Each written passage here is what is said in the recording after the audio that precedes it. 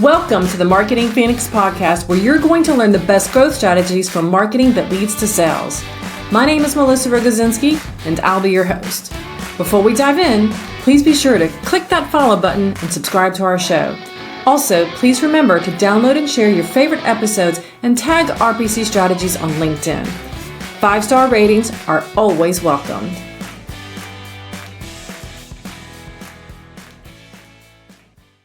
All right, well, welcome back, everybody, to the Marketing Phoenix podcast. I am super excited to have my good friend, colleague, and quite frankly, mentor, Jared Correia with us today as our guest. So welcome, Jared.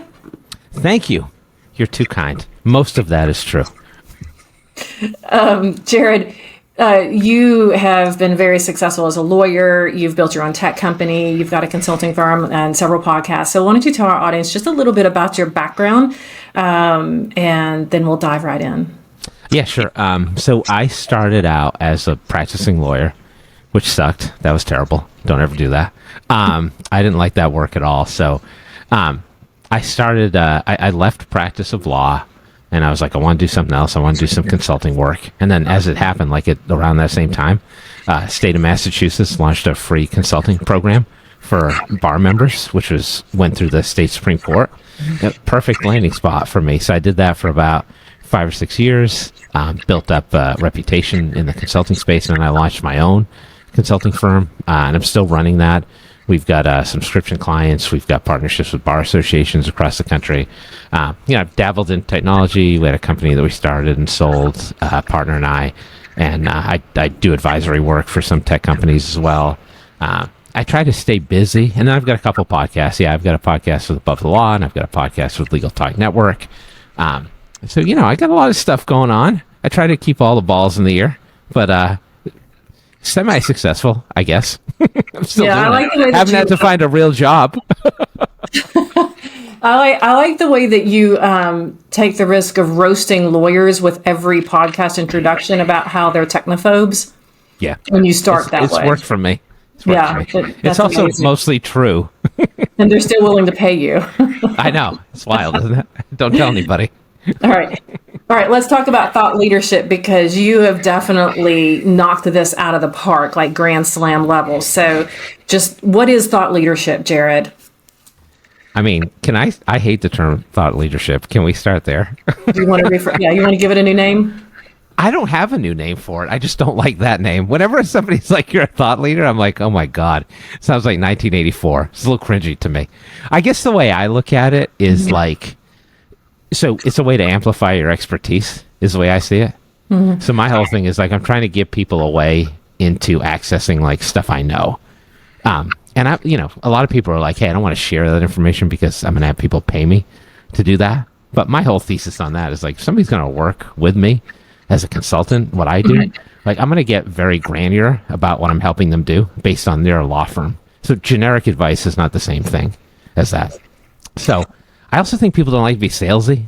And I feel like when the idea is I'm a thought leader, it's like, what am I writing for the New Republic or some shit like that? No, I'm just writing articles for lawyers. So I'm doing podcasts for lawyers. So my whole thing is, I want people to know that I have some level of expertise. And the best way to do that is to publish about that online. And I kind of look at it broadly like that. I don't try to put any appellation down.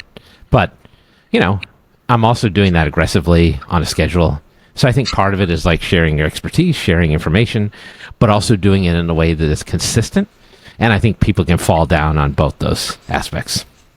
I do the same thing, and I actually I was at a conference earlier this week in Miami, and I had a conversation with I had a few people approach. I mean, I got a few prospects out of it, and if somebody gives me a microphone, I'm always going to raise my hand and I have something to say. And it's I give myself the excuse that, well, nobody else is speaking, and the speaker on stage asked for participation, and I don't want the speaker on stage to be embarrassed. So if nobody else is going to say something, then obviously the 100 people in the room that are being quiet has chosen me as their representative, right? There you go. By default. It's just like being a cougar by selection. It's never my fault. They choose me. A cougar by selection. I like that. All right. That was a podcast that we were supposed to do that we haven't done. But back to the thought leadership thing. Okay, and now I'm putting a pin in that. The Cougar podcast. That's going to happen. We'll have a whole panel of cougars. Yeah. And listen, cougar hunters and cubs. Those are new terms I've learned too. Cougar hunters. Yes. I think I can figure out what all those things are. There was a newsreel that someone sent me. One of my best friends from high school sent me about there are cougar clubs in Los Angeles. Oh my God. And they go, yes. And it's these women in their 40s and 50s and these younger men in like their 20s and 30s. And they go to have nice cocktails and have conversation and dance. Can I ask a question, or is that out of bounds? Are we talking about leadership? No, cougars. Okay. Because I'm a thought leader in cougaring. Obviously. Selection by selection. That's what I feel like that's why we're talking about this. So, is a cub and a cougar hunter always the same thing, or are there male cougars who are hunting female cougars? I just want to get the ground rules down. Well, first of all, there's a whole feline scale based on age, 20s, 30s, 40s. Really? Yeah, there's a whole feline scale. Yes. I had to look this up when I realized after the third cub that I had become a cougar. And I am the token single girl among all my friends, because we're all in our 50s. They're married, kids, they're on their third relationship, whatever. So I don't know what the men are called the men that are older and dating younger women, those are just dirty old men. Okay, that's fair.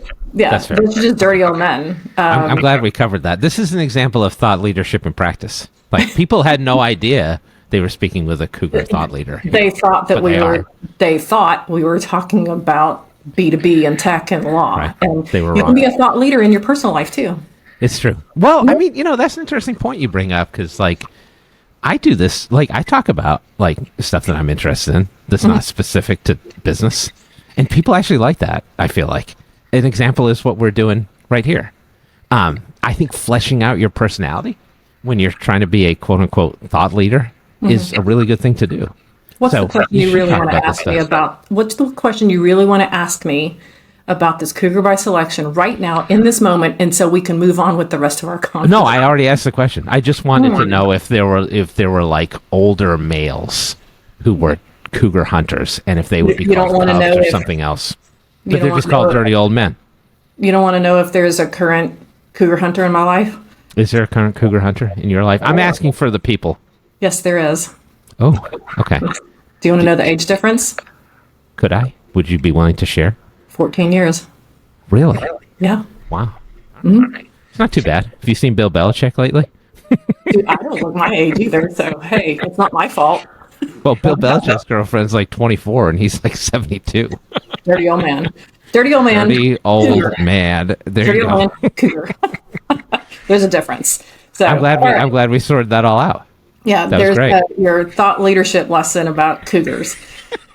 Okay, back to okay. So back to what you were saying, but in law and in business and in tech, I do the same thing. I came out of the gate writing a bunch of articles, doing videos. I learned how to do a lot of stuff myself. Now we've grown. We've got a team that kind of does some of these things for me. But same thing. I put out DIY stuff, and I was talking to a young lady at the conference this week that wanted to talk to me about sales training and sales enablement, and it wasn't really an opportunity that would have made sense for us to engage one another. So I gave her information. Look, I had another one as a brand new startup 4 months in. I need them to be a little bit further along the path, but I was like, look, go follow me on LinkedIn.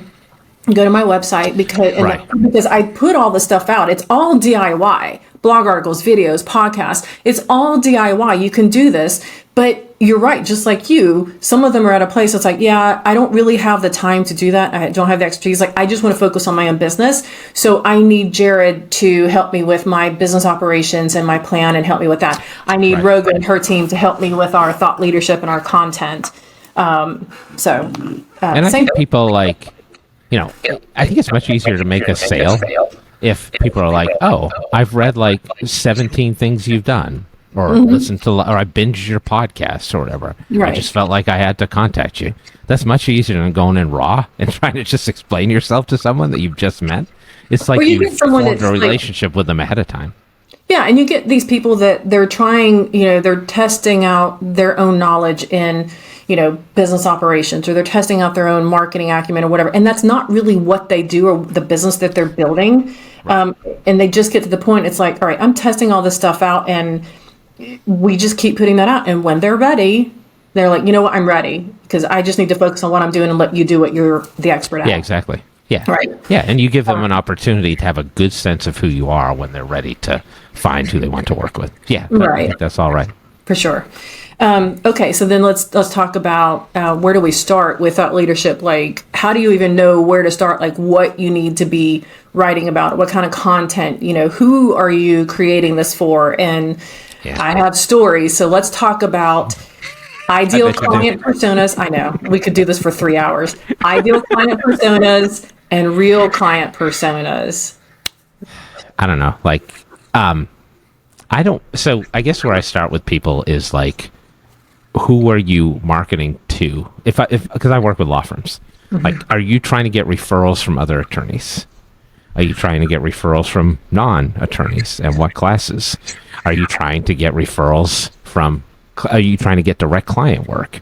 Because you're writing or speaking or recording videos about different things.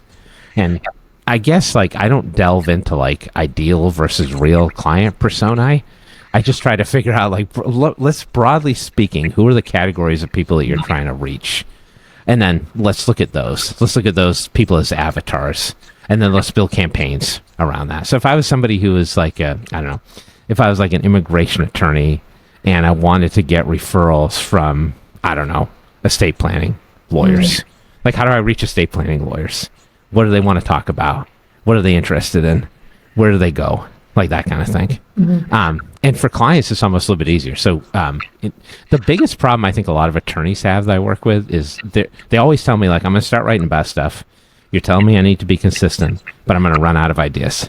And the trick is you never run out of ideas. So if you start, like, even if you were just on Google and get into incognito search and pretend to be your client, and you type in a question that a client commonly asks you, scroll about a third of the way down the page, and you got people also ask. And you click on one of those. Those are real questions that people have searched on Google, and you get 3 results. You click on it, you get another 3, you get another 3, you get another 3, ad infinitum. So if you're looking for information for specific avatars that you can write about, speak about, there is an unending well of that information. So that's kind of where I start with law firms. But really it breaks down to who you could market to both. You could market to attorneys for referrals, or you could market directly to clients, but it's a slightly different strategy.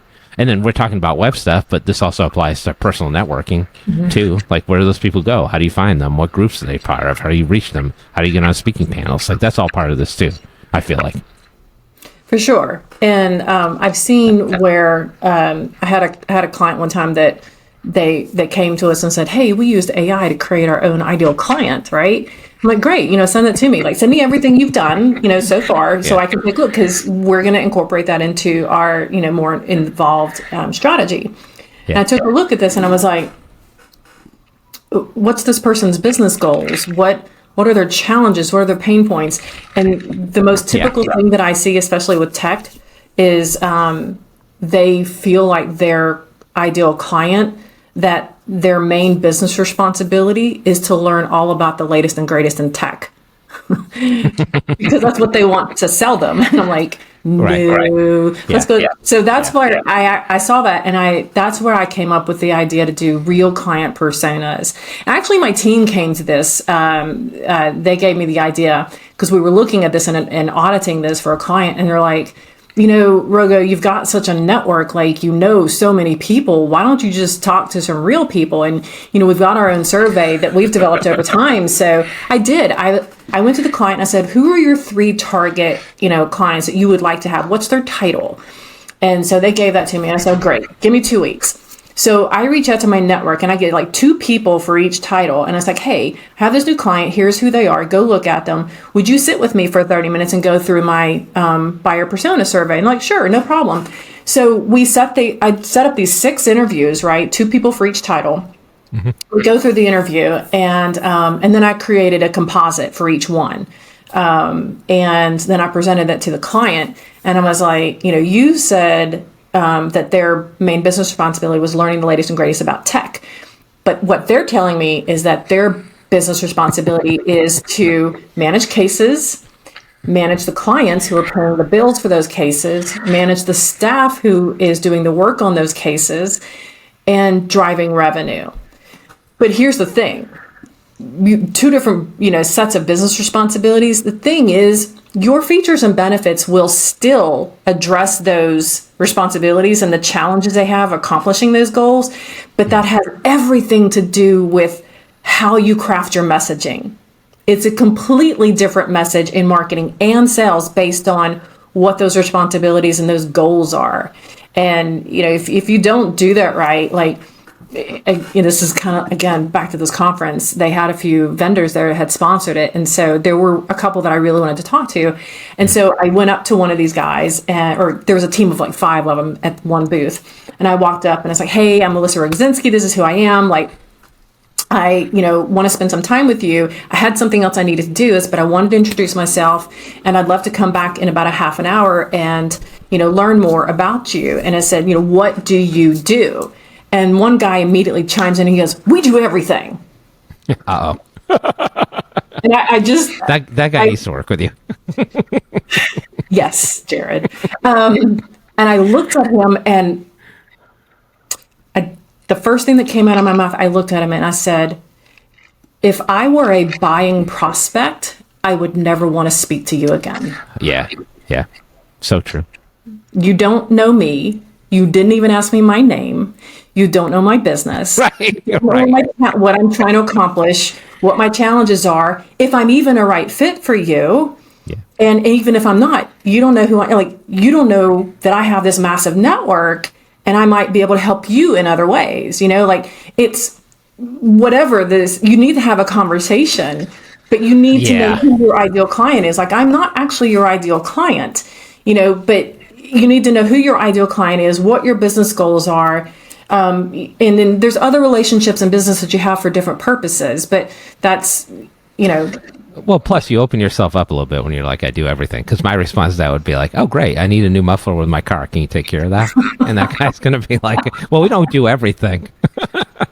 When I'm at restaurants and people come to, check on you, and then before they bring your ticket, is there anything else I can do for you? Yes, I'd love to have a foot massage. Could you do that? That'd be fantastic. Funny. I was thinking that would be what I asked for too. Yes, I'm wearing flip-flops. Here you go. Here's my feet. I actually had one guy, I was at a restaurant, and he's like, here, give me your feet. I was like, oops. I was not expecting that. The real question is, was he a cub? Was he cub potential or no? Of course. Okay. I thought the pain point thing, I think, is important that a lot of people don't look at. Because I think, obviously, when a tech guy is like, hey, my client's job is to look for great new technology. A little bit of bias there, honestly. So, Right? And, I think people, they're not necessarily thinking that a lot of times when people call you and need your services, and this is true of me too, there's some kind of crisis that they're going through. They're like, I can't figure this out. Or my server just imploded. Or I stayed up until 3 a.m. working. I can't do this again. That kind of thing. So I think that's a really good point you make about pain points for people, which is often overlooked. I have 167,000 leads, but I'm not getting any leads from the website. Okay, is it integrated with your CRM? Sure, I have Salesforce and HubSpot. Okay, which one? Yeah. Yeah, and then we pulled a report, and we found 4,000 leads from LeadSource website. So, moving on. What are you going to do? What are you going to do? That's why you're here. You know what? You know what we're going to do? We're going to fix it. If you hire us, we will fix it for you. There you go. Yes. Okay. All right. So, well, let's data point. Like, okay, so we're talking about ideal client, real client, whatever it is. Like, it both work. Okay, develop your ideal client persona. If you have the opportunity to talk to real people who are in those roles, who are willing to sit, like, definitely, get them involved. They'll be happy to talk to you. But when you said titles, that's interesting too, because if you can identify a title for somebody, LinkedIn is like a treasure trove of information from that. You can find out what those people are posting, what they care about, what their outside interests are. Like, once you get that, you're ready to roll in terms of research. But go ahead. I didn't mean to. No, even what you said about, once you build it out, like researching those people and kind of seeing some of those things about what they're talking about and what they're interested in. So that talking about titles, that kind of leads into another question. Like, what are some of the, what are 5 or 6 or 7 points that you think when someone's identifying who their ideal client is, what are 5 or 6 just high level points, like demographic kind of stuff or interest? Like, what are some of the things you think they should be looking for?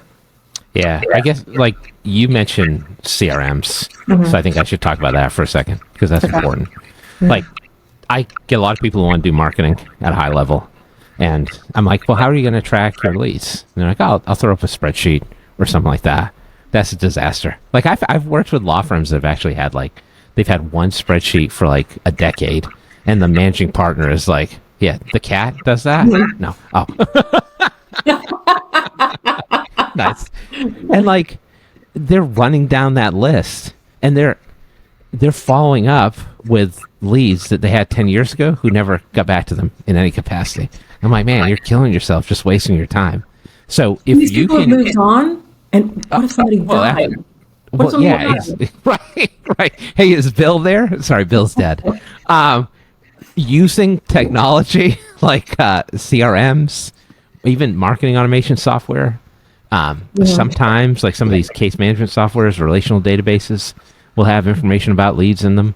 Like, that gives you the ability to track people that have engaged with you, and then you can find habits. You can find commonalities between the clients who are good versus the clients who are bad. So I guess the first thing I was saying in response to your question is, like, if you're looking at data about potential clients or actual clients, like, that's where I was. If I have, like, a data set of some kind that I can leverage, that's probably where I start. And I get a lot of people who maybe they have a CRM and they've got like 4,000 people in it, and they've never run a single report, whether it's a default report or a custom report that they built. Like, leverage that data. But if you're starting from scratch, it's a slightly different thing. You got to acquire the data in some way, or you have to make some guesses, which is fine. But I guess, like, in terms of data points that I'm looking at, some of them are obvious, right? I want to know demographics. Like, I work with law firms, so they're not necessarily national businesses. I know that they're going to be located in a particular state or community because that's where the lawyer's licensed. So I want to know, like, where do people live, that are coming to you? And usually it's like the county or two, right? What are their ages? What are their genders? Like, that kind of stuff. Like, what demographic information can I get? I'm also looking at referral sources. So how do they make choices about buying services or products? And do we see some trends there? How do they get their information? So are they being sent over by other attorneys? Are they being sent over from certain websites? Like, do they come to your site after they've accessed the ad on LinkedIn? Like, knowing that stuff is helpful. And if, like, it would be helpful to know if, like, 80% of your people came from a LinkedIn ad versus 80% of your people coming from referrals. Like, at a very baseline level, a lot of business owners don't even look at that. And then I'm looking at access points of how they've contacted you. Like, some people are going to text you. Some people are going to use a web link. Some people are going to call you. Some people are going to email you. I'm looking for contact preferences too. I also want to know price tolerance. So I want to know, like, what do people say they're going to pay or they're willing to pay if you ask them ahead of time. If they do pay you, like, do they pay you regularly? Like, who pays you the highest retainers? Like, what people default on payments to the law firm? Like, that's a combination of client data and lead data. But once you get that information, you can backtrack to those demographics I talked about, and you can say, oh, okay, these people with these common characteristics, they end up being bad clients, or they end up being good clients. So just off the top of my head, those are a few. And then another one I do with law firms is I try to figure out who's going to be an advocate. Because kind of the best client you have as a lawyer is somebody who's on top of their shit. So do people get us what we ask them to get us when we ask them to do it? Or are they a pain to work with? Like, do we have to follow up with them a million times? You can track all that stuff. So the way I look at it is you probably, if you're a business that's been in business for any length of time, you've got at least some level of a pile of data to sift through. And as I said, if it's not, it becomes a little bit more complex. You have to make some guesses and assumptions and maybe put on some stretch goals. But like, if you've even got like 100 clients, like that's something you can look at and devise some trends. And you know, a lot of these systems, as I mentioned, they'll have default reports that you can use. Just click a button and generate the report. And then you can customize those if you want to as well. I mean, this is a little bit of pet peeve of mine. Just quickly, like, can I get this off my chest? This really grinds my gears. Yes. So I can't even tell you how many lawyers I talk to. And I'm like, hey, can we look at a profit and loss statement? And they're like, oh, really? What's that? And I'm like, well, you go into QuickBooks, and it's literally the first thing you click on. And this tells you how much money you make. And they're like, oh, really? That's amazing. Because I think business owners sometimes bury this stuff, right? So the reporting is so valuable. And if you've never tried it, just try it. Sorry, I have to get that off my chest. I'm with you 100%. The CRMs, the practice management tools, they come out of the box with certain modules and fields already set up, and they'll give you pick list already, you know, and it's very easy to use it as is, or customize it, right? So and there's so much data. Like, we've gotten to the point where we've customized. We do an annual CRM cleanup. And, you know, I've got a new person in ops now. The previous person I had for a few years had to leave for health reasons. But we've taken it to another level where we've, you know, redefined some fields. We added some things in. Like, we've really drilled down. You know, we're going to be 6 in April. So every year we learn things and we're able to drill down. And then it allows us to do more complex strategic marketing efforts as well. And then being able to pull a pipeline report. Dude, if you don't have that set up, like, you've got to be able to pull a pipeline report. You need to understand where you are, what's working, and the P&L thing. I'm with you. But back to like kind of thought leadership and ideal clients, like, as you were talking, I was thinking about an example where we had a prospect that seemed to fit our ideal client. On our website, I expanded to 3 ideal clients. We've got them all 3 listed there. And then I gave on the website, there's 3 points for each one about kind of what we're looking for. So when they see that, they can kind of pre-qualify themselves before they make it. Yeah. So we had one that seemed to fit, right? And then after we had a couple of meetings with them, the first meeting that I had with just the person who did the outreach, went really well, and we hit it off. We had similar personalities, very ambitious, very driven, and then set up the meeting with the CEO and then 2 more people from my team. It went downhill fast. And this is something that I think maybe you probably can't identify in a client persona survey. This just simply comes from experience. Having the ideal client personas, knowing exactly who's a right fit, who's not, in order to even have the sales meeting, but then having a process to go through the sales meeting and the experience to recognize this. We had seen this cultural problem before, and we'd seen it 3 times before, and where, you know, this could have been, you know, a nice, significant, healthy contract for us. We also know from previous experience, and you don't get this in a survey, this is just having a good sales process and knowing how to ask the right questions, almost like a soft skill we could identify as a team. And we talked about as a team, I was like, look, I'll say yes, but all my consultants said, no, we've seen this before. We know exactly what's going to happen. It's going to fall apart in 3 months. And it just wasn't, and it's not even that it's not the right fit, you know, even when, you want to earn the revenue and you can do a good job, but it's going to fall apart. That's reputationally damaging. You don't want to risk that. Right. Because that could cost you a whole host of reasons not to do that. And you have the good sense not to engage. So, So it's, okay, so we'll move on. But having that ideal client, really understanding that in true depth and a lot of data points is worth the work and the effort and the time to put into it in order to move forward into marketing and sales and to actually be able to grow a healthy, stable business. And then, like, the other thing I will say on that is, like, once you've got reporting set up, you can create little dashboards in your software, and you can set, these can eventually become metrics. You could eventually incentivize people on that. And that is really helpful if your business is going to grow. For sure. All right, so let's talk about content for our ideal clients. Now that we've drilled down and we know who the Cubs are, who the Cougar hunters are, we know where to find them. Yeah, we know. Yeah. All right. So let's talk about where. So really, I want to talk about like where they are in the journey, like because there's so many different types of content: blog articles, white papers, case studies, like whatever. There's a lot of different videos, podcasts. So there's so many different types of content. How do we decide what kind of content create for who? I mean, this is hard for people, I think. And then the other thing is like, some content takes more effort than others, right? Because, we're on a podcast recording right now. Mm-hmm. It's not easy to build a podcast. You got to record video and audio these days. You need somebody to edit that. You need to promote it across a million different channels. And so I think like the people I work with, like the lawyers, they would look at that. That's just one form of content. Just one form. Exactly. Yeah. And if I'm a lawyer and I'm like, or any business owner really, and I'm like, oh, I could just write a 250-word blog post and I could slap that together using ChatGPT. Like that seems way more appealing to someone. So what I tell people is like, I like to have what I would call like an anchor content piece. And for like, I did this myself, like back in the day, like 2007, 2008, when I started consulting, like I was writing a lot because that was how people consumed information. And I'm like, oh, look, Twitter is now something. I should post on that. And like LinkedIn is becoming a thing. So I should post on there. So like, I wasn't setting out to be like, oh, I'll have a content marketing program, but it just seemed like the right thing to do, And now the choices are innumerable, basically. So I tell people like, so then what I did is I'm like, I don't want to write because writing takes a long time, but I can get on a podcast and bullshit for an hour, no problem, right? And if you get people around you as a team that can help promote that and build that out, then you got something going.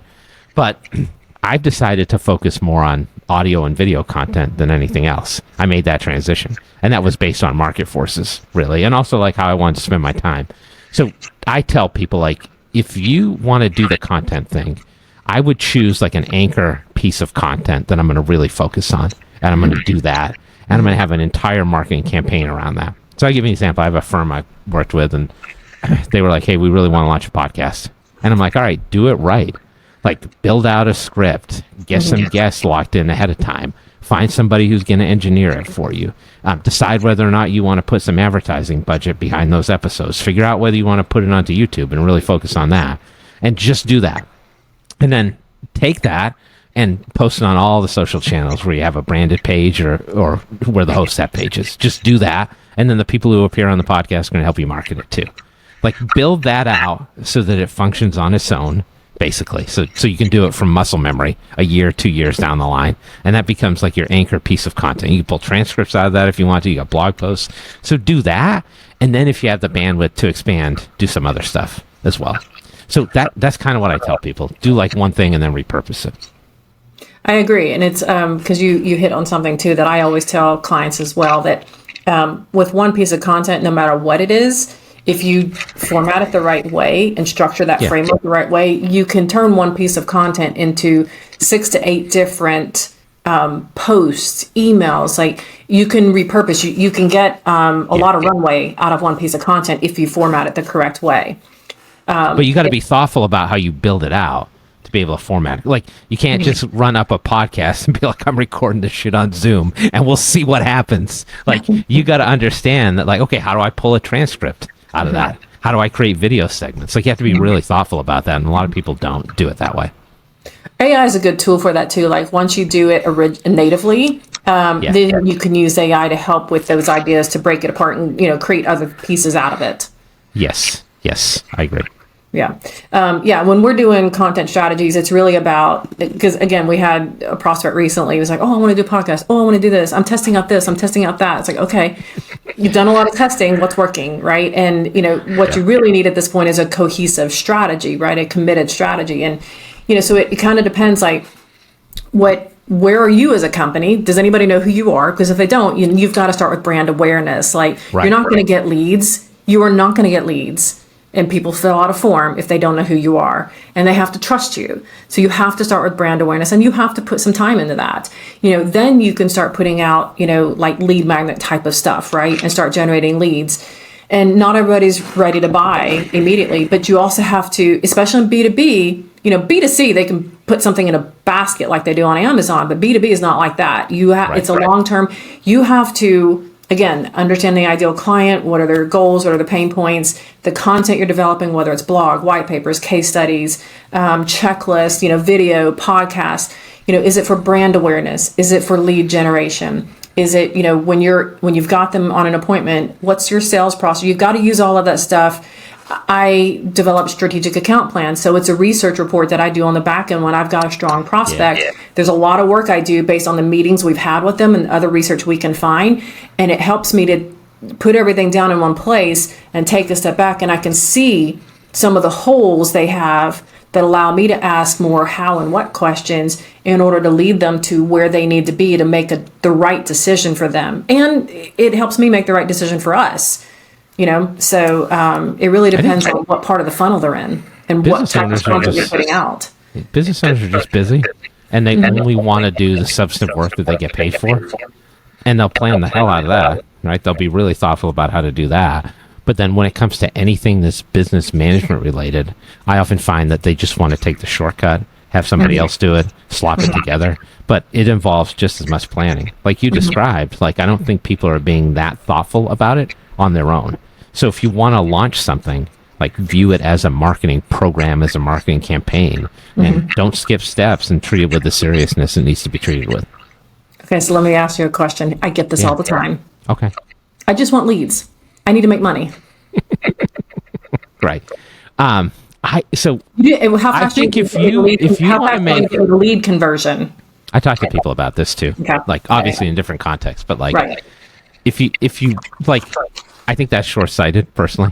I think if you start a business and you're like, I want leads now, maybe you shouldn't be starting a business. Because you're right, you need to do the brand building first. That doesn't happen on its own. So when people are like, hey, this content marketing stuff sounds great, I want to do it. How much money can I make off of it in the next month? The answer is probably none. Because that's the right fit for you. Right. You need to focus on, this is a 1-2 year project. It didn't happen overnight. I mean, nobody cropped up nobody started a Tumblr page back in the day, and all of a sudden it was like, wow, look at that guy. I need to follow him. It just doesn't work that way. Now, there are things you can do to grease the skids a little bit. So if you wanted immediate leads, one of the things you could do is some email marketing starting out. Hey, I got this new venture. You might get some referrals. You might get some leads from that. Don't get over your skis on that, though, because that's not going to happen overnight. And then the personal networking is good for that, too. Put some goals in place in terms of personal networking, go to events, meet with people, press the flesh. You can do that too. And that's probably going to be more remunerative right away than the content marketing stuff is. And then the other piece of it too is if you really want leads, then you can also spend some money on marketing, pay for some advertisements, and get some clients that way. You could use client match services as well. There's a lot of different things you can do there. But I think this harkens back to the fact that this is a strategic plan that you need to create that probably has different segments to it. Some of which you're doing, some of which other people are doing on your behalf. But yeah, if you want leads right away, I would say the way to do that is get an aggressive email marketing campaign out of the gate, really focus on doing the personal networking, and then if you get the revenue for it, just pay for stuff, or you get the funds for it, if you get some runway. If you're going to do the email campaign, that goes back to the personas and having the CRM or the practice management tools set up correctly so that you've got all of these fields you can drill down into, because the more information and data that you have, that allows you to do more than just a monthly nurturing campaign. You can break down by your ICPs and where they are in the funnel, and really deliver a complex buyer's journey email campaign. And one thing you need to think of different audiences. You need to have automations in place potentially. These systems are real sophisticated now, so you can set up different automations based on lead or client behaviors. But go ahead. Yeah, if it's brand awareness, you're looking at social media and being present at networking events. And another conversation I had recently with a prospect was, what conferences are you going to and why are you there? If because it really depends on who the audience is there. If you're looking for brand awareness and to be seen, fine. Some of where your other colleagues are, okay. But if you're looking for lead generation, then where your colleagues aren't the ones hiring you.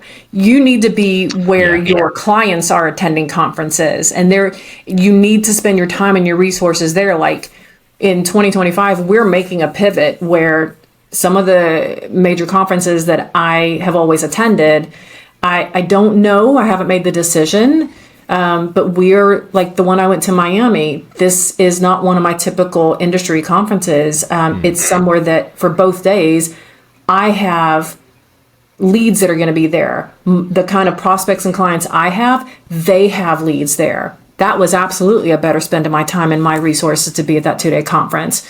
Yeah. And most people aren't like, oh, I'm going to the conference because of X. Like, I want to meet these people. You need to the really question is like, well, the question, yeah, absolutely. And then the question is like, how are you attending the conference?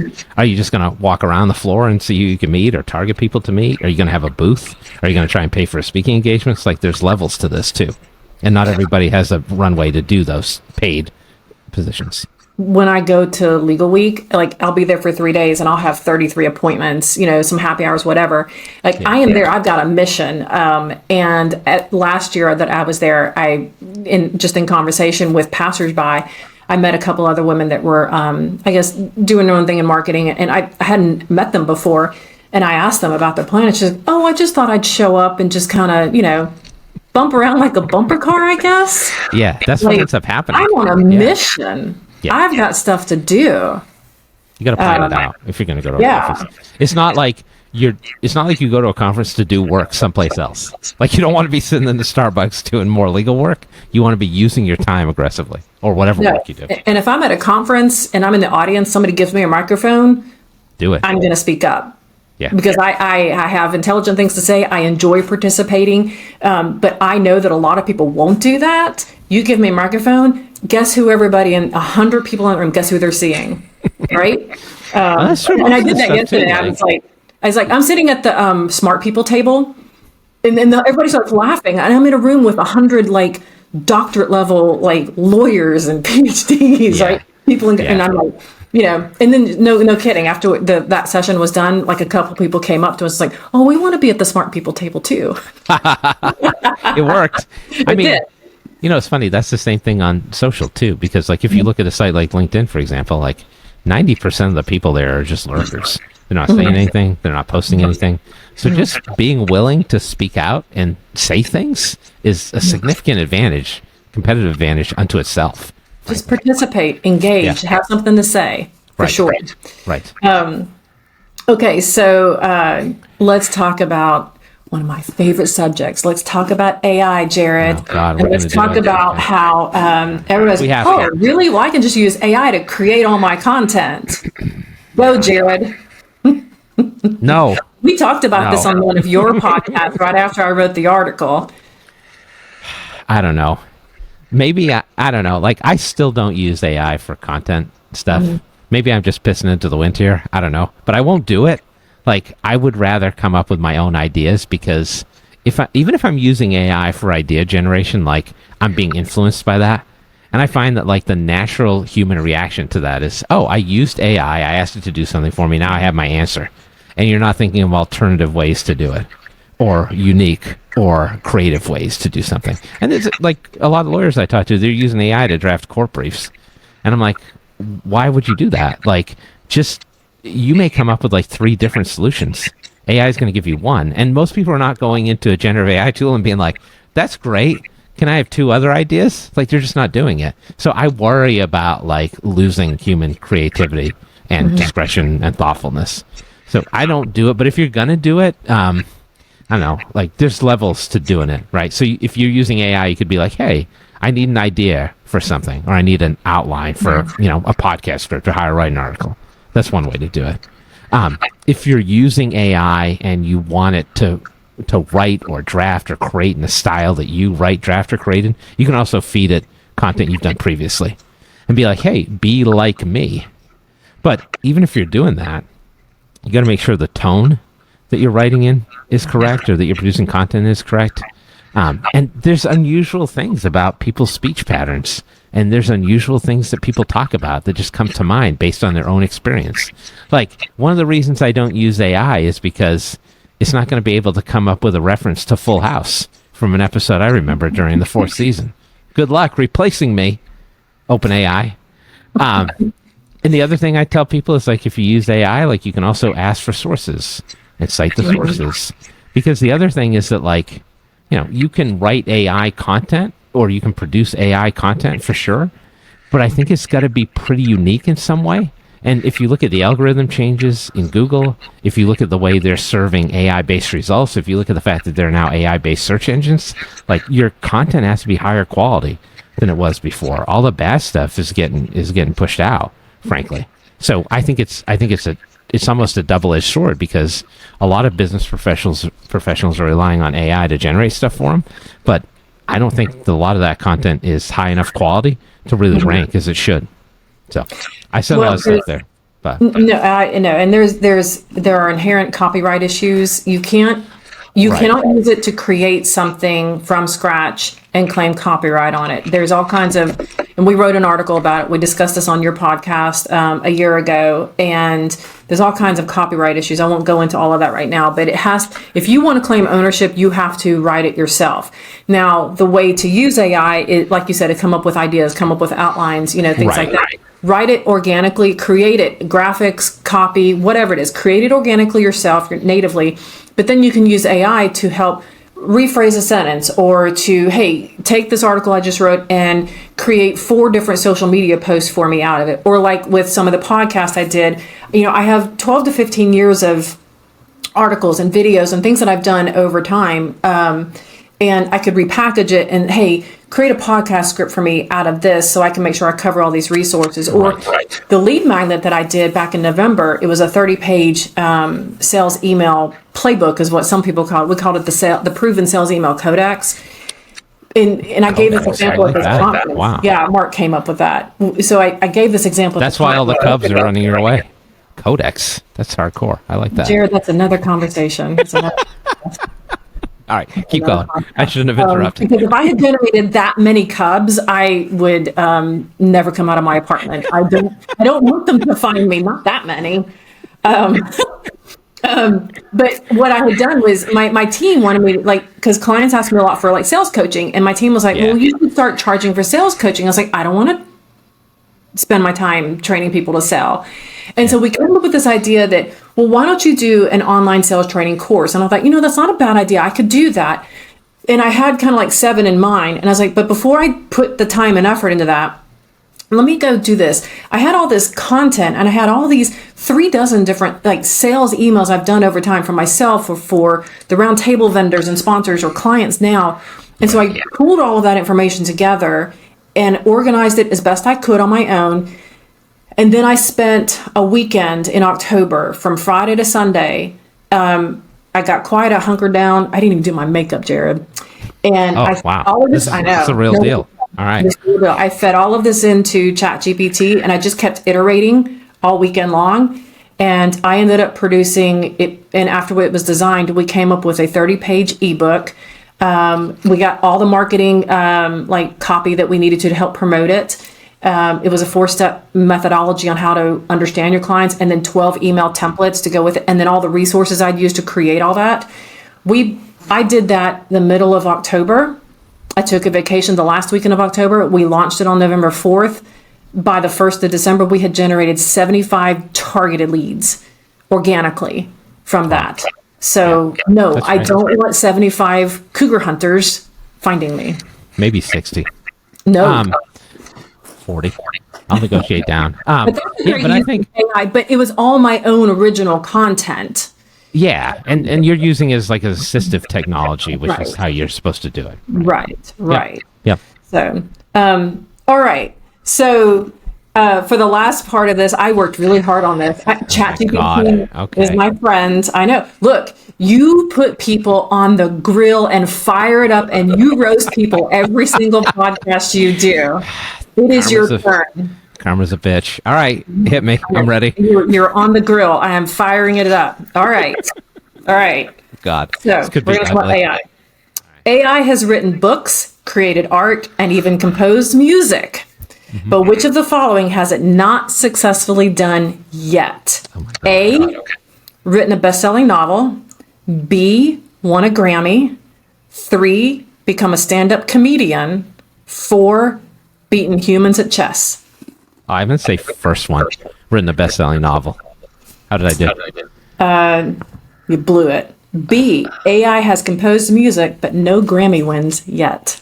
Do you know what the best-selling novel was? I don't. I'm gonna have to look that No. up. Can't you just pull up ChatGPT and go ask it?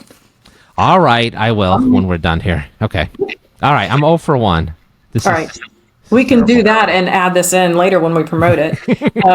Okay, next one. We got 4 for thee. Okay. Oh, great. Watch me go 0 for 4. You can get you're already at a C grade level. Like so, you miss one more, you fail. Okay. I know, this is All right. AI assistants are getting smarter every day, but what is one thing they still struggle with?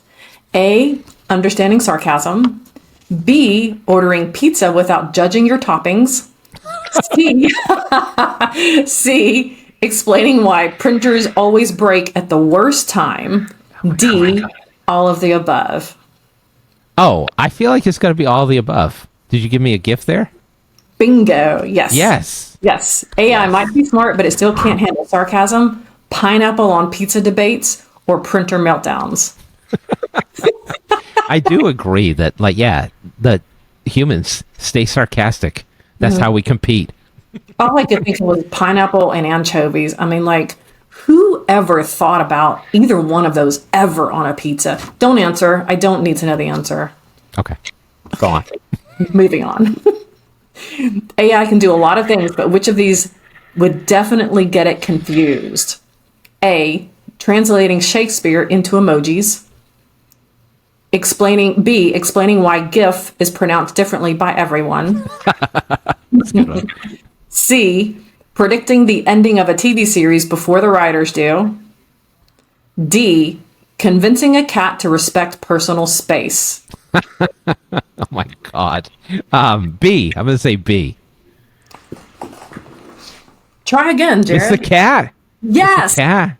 Really? Clearly. Oh, all right. You were kind of giving that one away. It's, We got cat in the house. All right. She either loves and adores me and just wants to be around me, or she's stalking me. I've heard that about cats. Yes. Which is why I don't have any. So this has gone terribly, but I can still salvage. I can still be 500 if I get the last. You're still one. going to fail, but I think you should answer for Let's just complete the motion. I'm ready. Yeah. AI generated deepfake videos are getting scarily good, but what's one way to still tell if a video is fake? I bet you'll get this one, Jared. I don't know. We'll see. Come on, don't rush into it. Okay. A, the person blinks too much. B, their voice sounds like a robot trying to do karaoke. C, they say something too intelligent for the internet. D, their eyebrows move like they have a mind of their own. Oh, God. All right. I think there are 2 viable answers. Probably the blinking and the eyebrows, because I'm thinking Uncanny Valley here. I'm going to say blinking. Yes? Eyebrows? Say eyebrows? Really? I'm helping you. Yes, eyebrows. I narrowed it down to 2. You did. Do I get partial credit for that one? No. D, AI struggles with realistic eyebrow movement for now. So, That's interesting. it was fun, but I take a little personal satisfaction in the fact that you failed as badly as I did when you learned about Alabama and redneck culture. Right. Like after 32 years, I'm not disappointed that I failed knowing anything about redneck culture. There you go. Good for you. Yeah, I totally dropped the ball on that one. That was horrible. But I own it. I own it. Thank you. This was a lot of fun. I'm not surprised it was so much fun, but thank you for having me on. It was great. It was except great. for the last part. Everything was great except for the last part. So we started talking about thought leadership as a cougar, and we ended with failing at AI trivia. Yeah. And Circle of life. A little bit about thought leadership in the middle. Mm-hmm. Just a little bit. Just a little bit. Smatter. All right. Any closing thoughts for our audience before we move on? Well, I guess if you're going to start designing AI videos, watch those eyebrows. That's all I got. I learned that today. Drop the mic. All right, Jared. Thanks so much for being here, and we'll chat Thank you. soon. All right, bye.